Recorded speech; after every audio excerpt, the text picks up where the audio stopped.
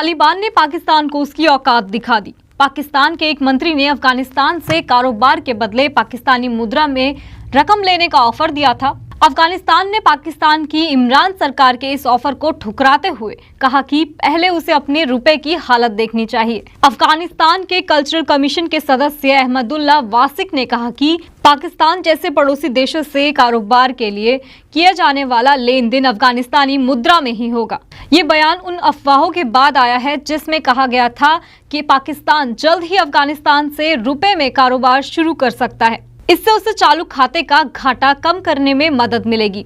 इस तरह की रिपोर्ट्स पर प्रतिक्रिया देते हुए वासिक ने कहा कि इन खबरों में कोई सच्चाई नहीं है कि पाकिस्तान के साथ बड़े कारोबार में उसकी करेंसी का यूज किया जाने वाला है।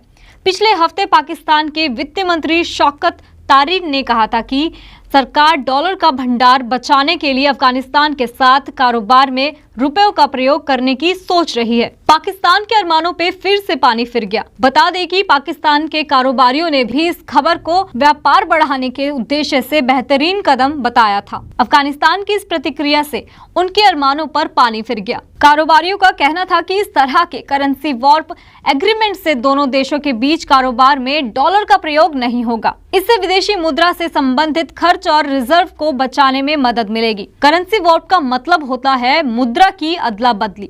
जब दो देश या दो व्यक्ति अपनी वित्तीय जरूरतों को बिना किसी नुकसान के पूरा करने के लिए मुद्रा की अदला बदली का समझौता करते हैं तो इसे करेंसी वॉर्पिंग कहते हैं। भारत ने नेपाल, भूटान जैसे पड़ोसी देशों से करेंसी वॉर्पिंग की हुई है। भारत के 5 रुपए की वैल्यू नेपाल में 8 रुपए के बराबर है। विनिमय दर या एक्सचेंजिंग रेट मुद्रा की वैल्यू में किसी उतार चढ़ाव की निश्चित स्थिति से बचने के लिए फिक्स दर पर करेंसी वॉर्पिंग का समझौता करते हैं। विनिमय दर या एक्सचेंजिंग रेट का मतलब दो अलग अलग मुद्राओं के सापेक्ष कीमत निर्धारित करना है। आप हर रोज रुपए और डॉलर की वैल्यू देखते हैं। इसमें थोड़ा बहुत उतार चढ़ाव रोजाना होता है। एक मुद्रा के सापेक्ष दूसरी मुद्रा के मूल्य को एक्सचेंजिंग रेट कहते हैं। वो बाजार जिसमें विभिन्न देशों की मुद्राओं का विनिमय होता है उसे विदेशी मुद्रा बाजार कहा जाता है।